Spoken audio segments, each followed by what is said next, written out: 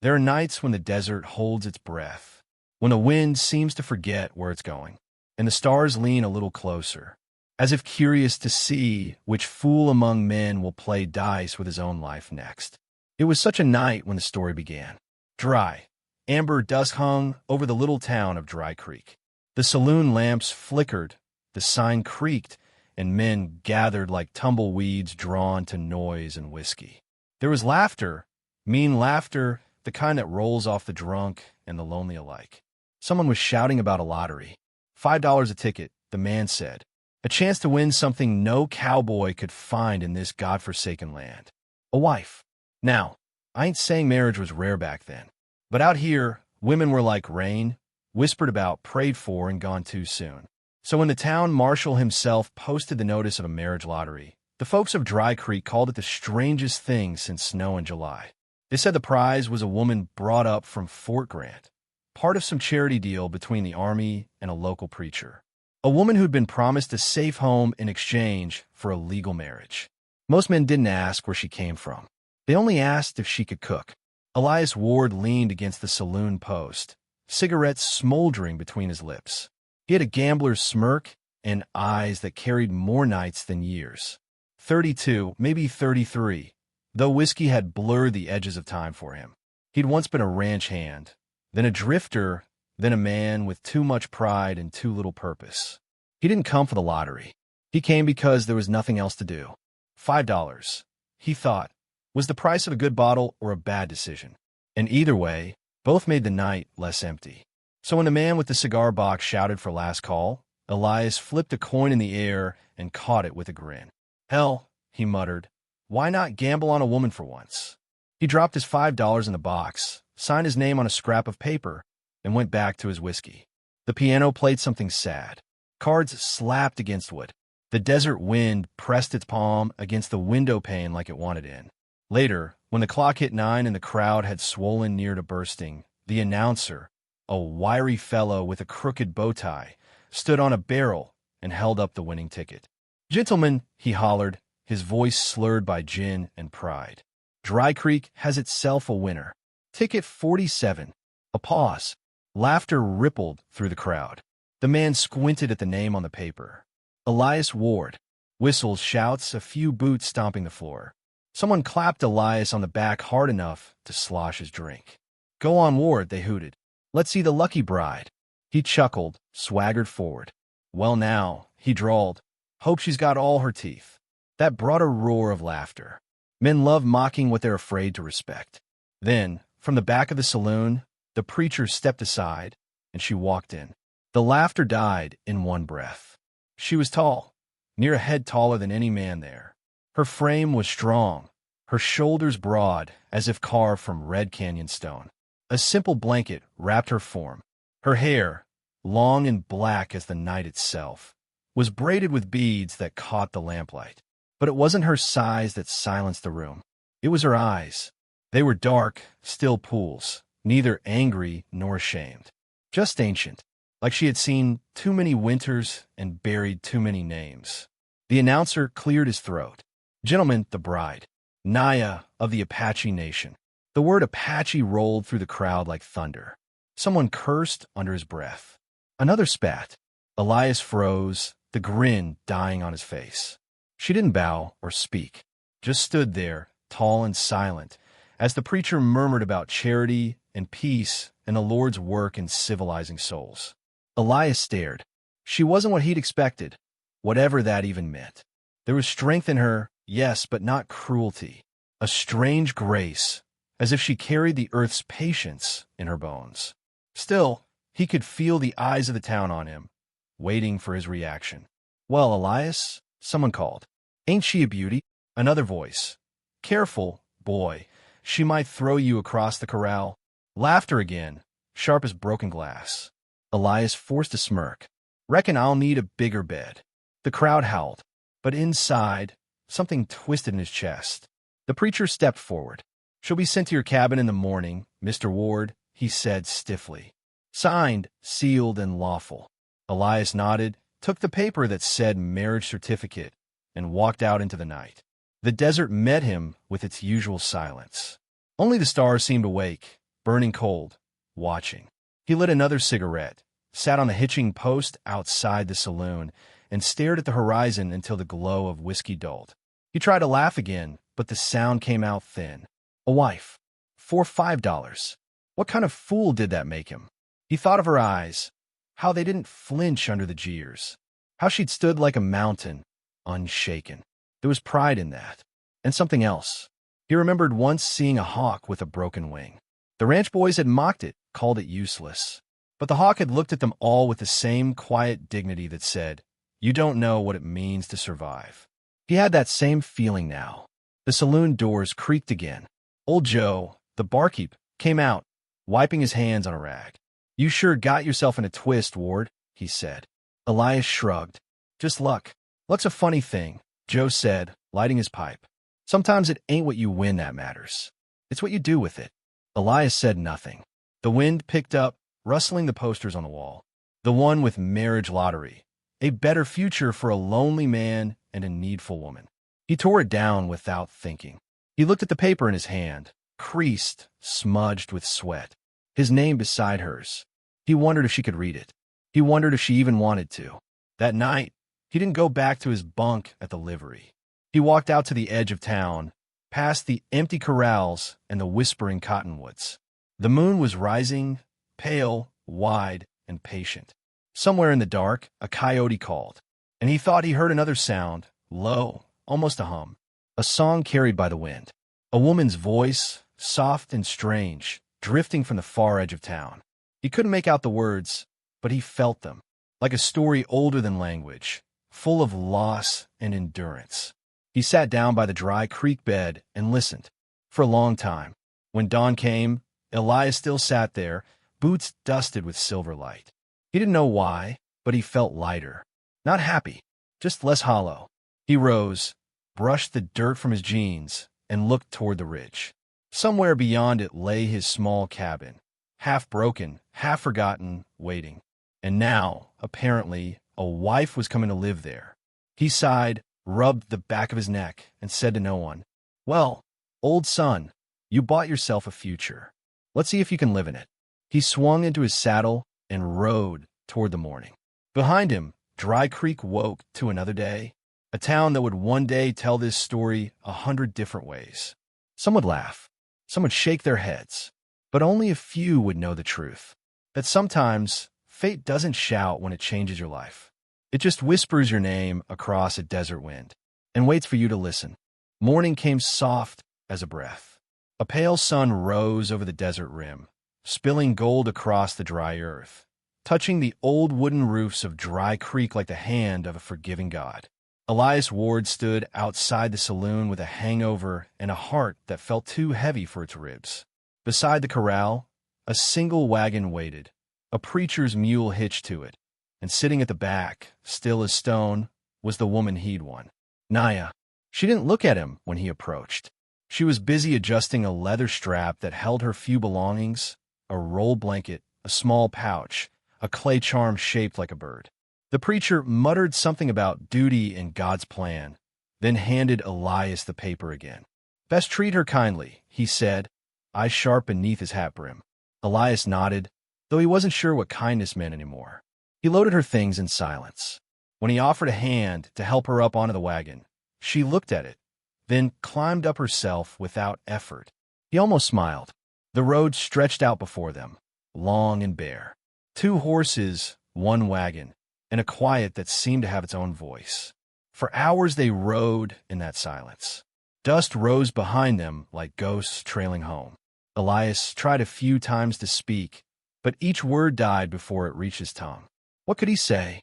He'd seen men talk to their horses easier than to people. And this woman beside him, tall, calm, unreadable, seemed carved from another kind of world entirely. Still, he stole glances. The morning light moved across her face, and he saw not hardness, but focus, like she was listening to something the rest of them couldn't hear. When her eyes met his once, just briefly, he looked away too fast. By noon, the sun was merciless. Elias pulled the wagon to the shade of a lone mesquite tree. "Rest a while," he said. She climbed down without reply, sat on the ground cross-legged, and began to unwrap a bundle of cornmeal cakes. She offered one to him with a small nod. He hesitated, then took it. It was plain dry, but something in the gesture steadied him. Two strangers, sharing silence and food under the same stubborn sun. He caught himself thinking that maybe that's what peace looked like. When they reached his land, the sun was dipping low. A small cabin squatted near a dry creek bed, half roof patched with tin, half with prayer. A corral stood crooked behind it, one horse chewing lazily on what grass it could find. Elias felt embarrassed seeing it through her eyes. The broken fence, the dust inside the doorway, the life of a man who'd never planned to share it. She looked around once, expression unreadable. "This home?" she asked softly. He rubbed his neck. "Closest thing I've got." She nodded, walked inside, and began sweeping with a bundle of sagebrush she'd found by the door. He blinked. "You don't have to." She kept sweeping. He stopped talking. That evening, the light turned to honey over the plains. Elias sat on the porch steps, whittling a stick just to keep his hands busy. From inside came the faint sound of humming, a slow tune, almost a whisper. He couldn't tell if it was a song or a prayer. He leaned his head back against the post, eyes closed, listening. It was the same tune he'd heard the night before, carried by the wind. And now, hearing it closer, it sank into him, gentle as water soaking dry earth. The next few days rolled quiet as tumbleweed. They worked in silence, like two ghosts learning the shape of being alive again. She fixed the corral gate. He mended the roof. She gathered herbs by the creek. He rode to town for supplies, came back with coffee and nails. When he brought her a small sack of flour, she nodded once. "Good," she said. He almost laughed. "You do talk, then?" She looked at him with that patient gaze, half curious, half amused. Only when wind is still. That was the first time he smiled for real. The townsfolk whispered, of course. They always did. A cowboy living with an Apache wife. Some called it madness. Others called it shame. When he rode into town alone for supplies, they asked questions. "Still living with her, Ward? She treat you like a man or a meal?" They laughed. He'd learned to shrug it off. But one day, as he walked out of the general store, a ranch hand spat near his boots. "Can't believe you share a roof with that redskin." Elias froze. For a second, the old cowardice tried to hold him down, the habit of walking away. But something in him cracked. He turned slowly, looked the man in the eye, and said quiet as a rattle before it strikes, "She's more decent than you'll ever be." The man blinked, muttered something, and left. Elias rode home with his jaw tight and his chest oddly light. When he got back, he didn't tell her. But that night, when she handed him a bowl of stew, he said softly, "Town talks." She looked at him, eyes steady. "Let them. Words are small." He nodded. "Guess they are." Days turned into weeks. The air grew warmer, and in small ways, they began to find rhythm. He taught her how to patch a saddle. She taught him the meaning of the clay bird charm she wore. It was for safe journeys and clear hearts. He tried saying her name the way she said it, Naya, with a soft rhythm like a drumbeat. She laughed quietly when he got it wrong, corrected him without cruelty. Sometimes in the evenings they sat by the fire outside. He'd roll a cigarette, she'd hum. No words, just two lives learning how to share the same silence. One evening, a storm rolled in sudden and fierce. Wind howled through the cracks. Rain struck the roof in sheets. The cabin shook like it might split apart. Elias leapt to steady the shutters, cursing under his breath. Naya appeared beside him, calm and sure, holding a bucket to catch the leaks. When the wind tore one shutter loose, she caught it midair and nailed it back with one hard strike. He stared. "You'll break your hand." She smiled faintly. Hands made for work, not worry. They worked together through the storm. Him holding boards, her hammering, both soaked and laughing. When the rain finally eased, they sat on the floor by the fire, dripping and breathless. A crack of thunder rolled far away, fading like a grudge letting go. Elias looked at her, hair damp against her face, firelight flickering in her dark eyes. And in that moment, the thought came to him, simple and uninvited. She doesn't belong to me, but I belong to this peace she brings. The storm passed, and with it, something shifted between them. He began to see her not as a prize or a mystery, but as a truth, one that didn't need explaining. She moved with a kind of quiet power, unbothered by the world's opinions. And he found himself trying to be a man worthy of her silence. Sometimes, late at night, he'd step outside to smoke and look at the stars. He'd hear her humming from inside, that same low tune, and feel a warmth in his chest that scared him more than any gun ever had. One night, he spoke her name softly across the fire. "Naya," he said, testing the word like it might break. She looked up. "Yes." He hesitated, then asked, "You ever miss your home?" She stared into the flames for a long while. "My home was burned," she said simply, "but the earth is still my mother. She waits." He swallowed. "I'm sorry." She nodded once, then said something he never forgot. "Don't be sorry. Just be kind." The days that followed felt lighter. He laughed more. She sang sometimes while she worked, soft songs that made the air gentler. There were still moments of distance, two worlds that couldn't fully meet. But in the quiet, something like trust grew roots. And one evening, when the sun bled red behind the hills, Elias looked at her silhouette against the firelight and thought, perhaps the Lord doesn't deal in luck or lotteries at all. Perhaps he deals in chances. One so strange a man only understands them when it's too late to refuse. That night, he dreamed again of the desert. But this time, he wasn't alone. The wind no longer chased him. It carried a song, a woman's voice, strong and low, leading him home. Sometimes peace can trick a man. It moves so gently, you start believing the world's forgiven you. But the desert remembers.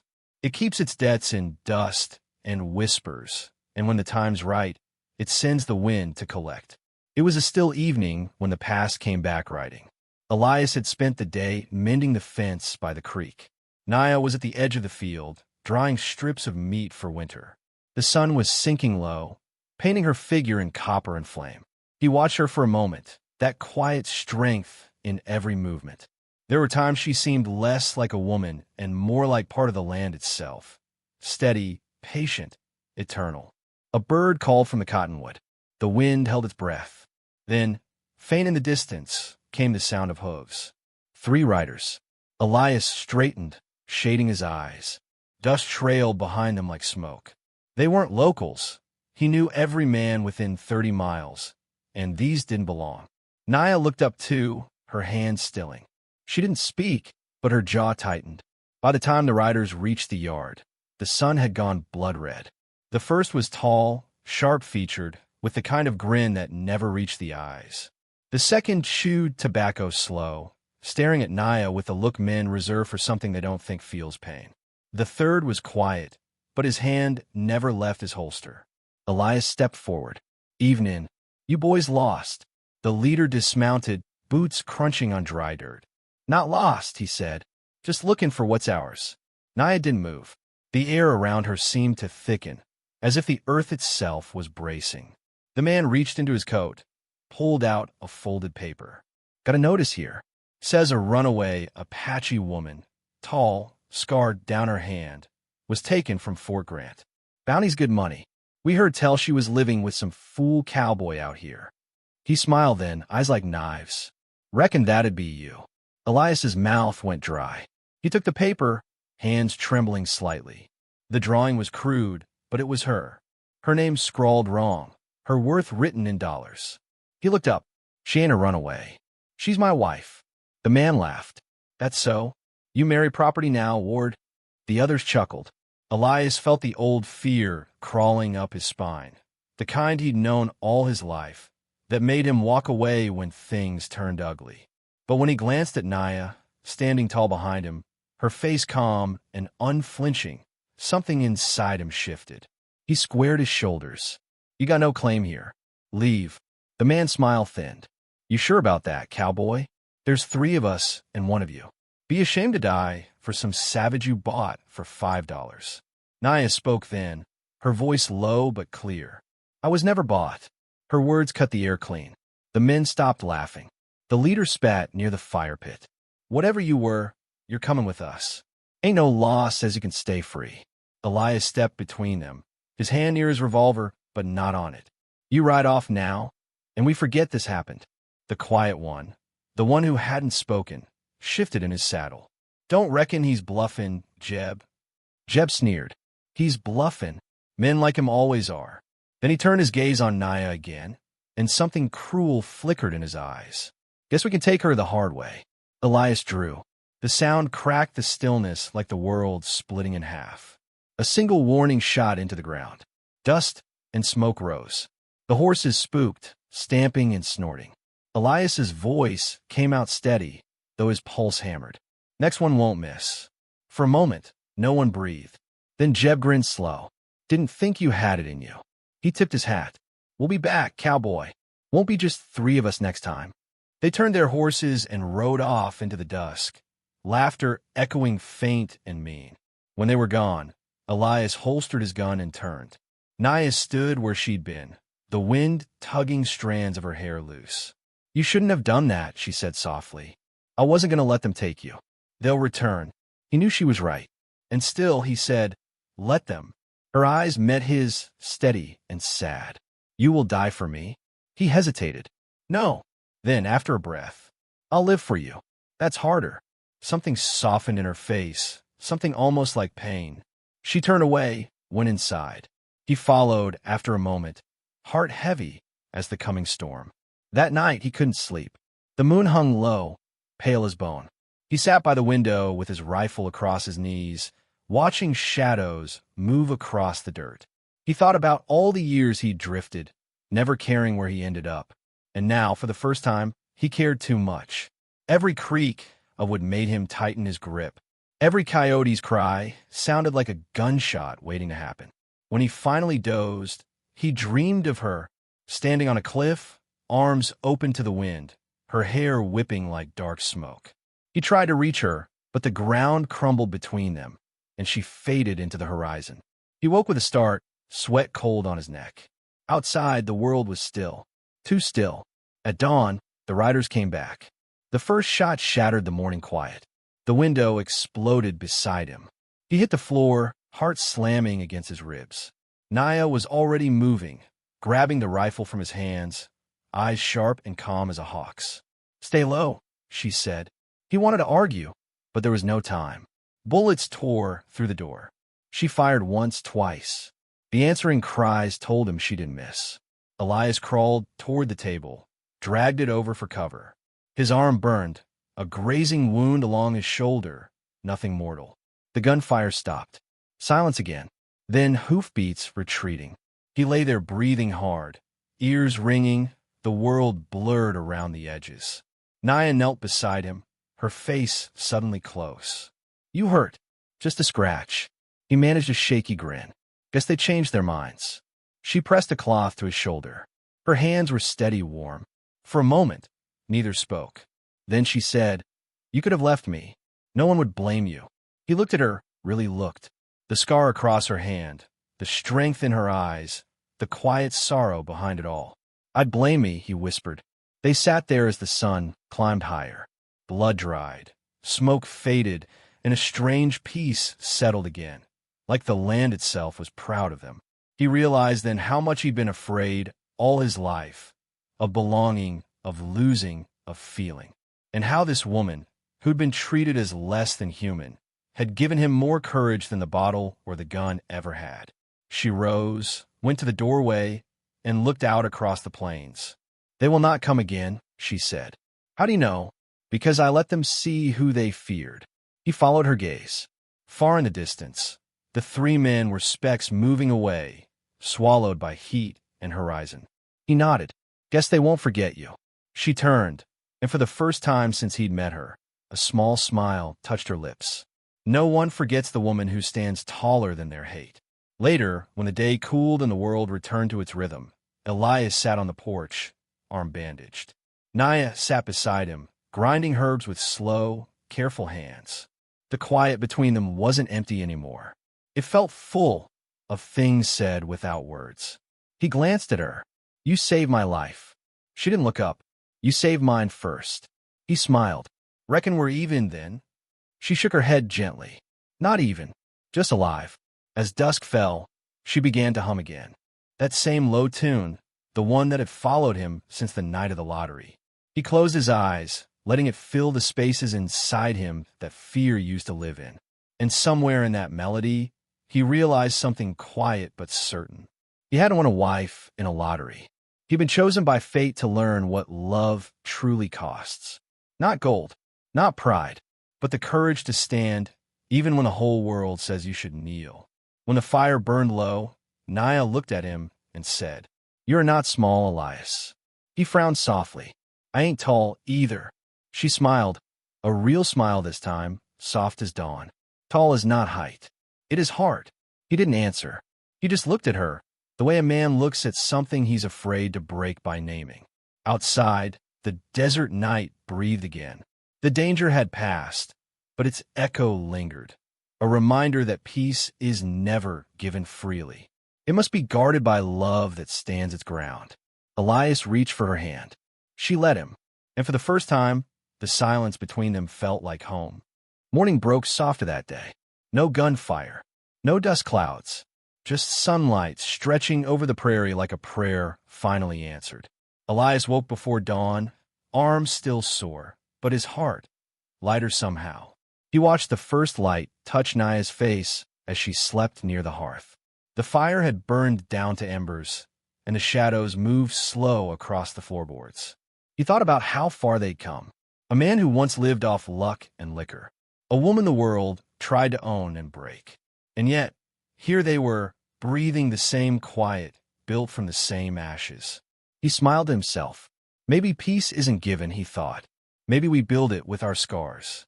That morning, he saddled the mare and rode out to the ridge. The land stretched wide beneath him, endless and golden. From up there, he could see everything, the cabin, the line of cottonwoods, even the faint trail where the riders had fled. He reached into his pocket and pulled out a coin. The same silver piece he'd used to buy that lottery ticket, the one that had started it all. He turned it over in his fingers, sunlight flashing off its edge. $5. That's what the paper had said she was worth. He looked out across the horizon and whispered, "Seems I got the better bargain." Then he tossed the coin into the wind. It glittered once before vanishing into the sage below. When he returned, Naya was waiting by the doorway. Her hair was loose, shining dark as river stone. There was a calm in her eyes, but something else too, a question she hadn't spoken yet.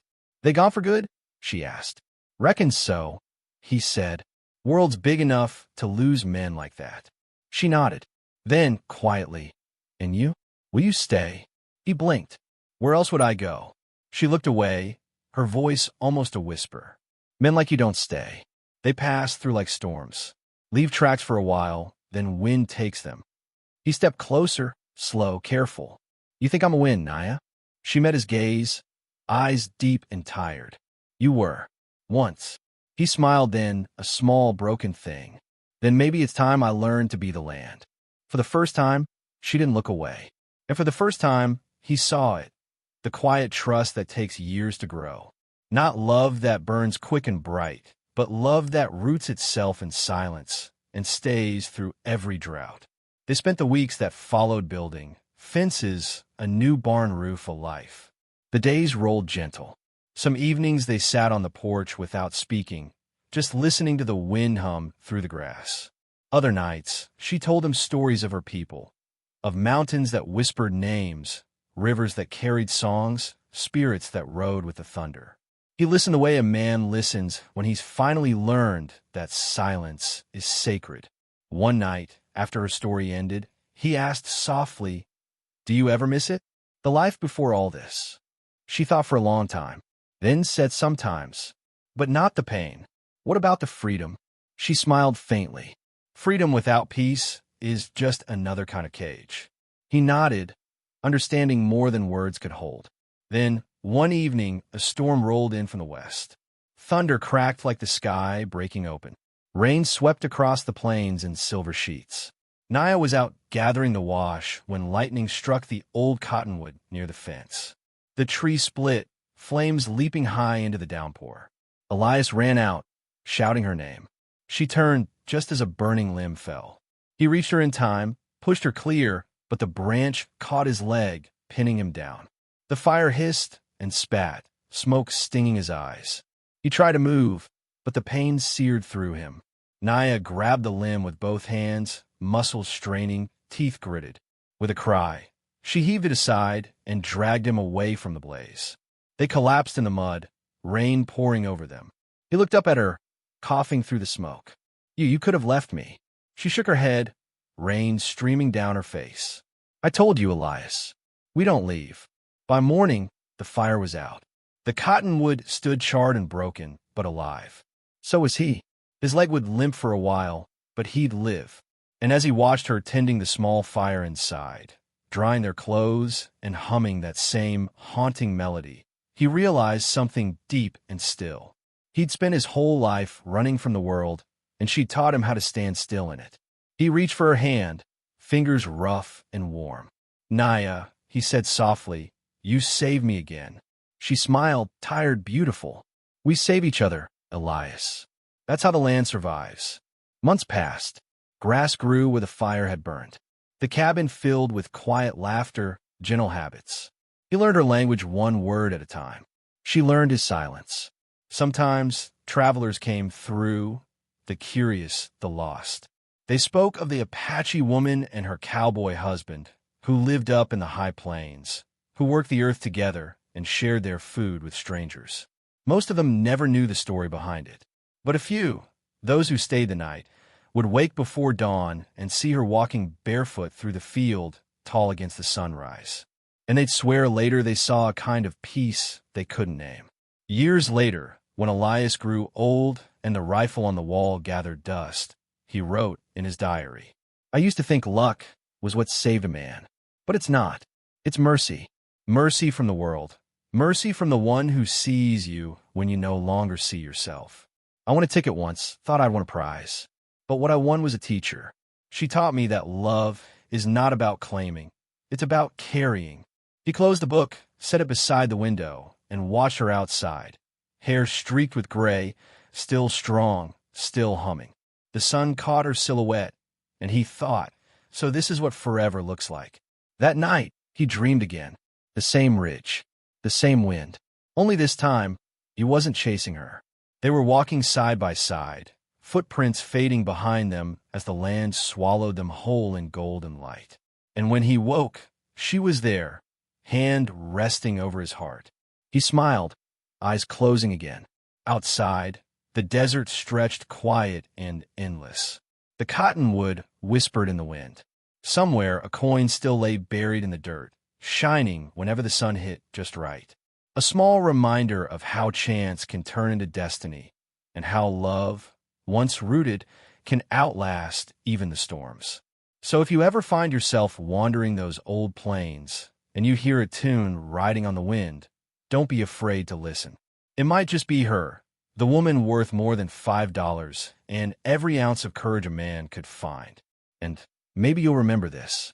That love, the kind that endures, isn't about beauty or power or even luck. It's about the quiet choosing, the staying, the measure of a heart that stands tall even when the world bows low. If this story touched your soul, my friend, leave a light in the comments below. Tell me where you're watching from. The Wild West has many sunsets, but only a few hearts still listen to its wind. Like the video if you felt something real tonight. And if you haven't already, subscribe for more tales whispered by the fire. Until next time, ride easy and keep your heart tall. Brown Heart.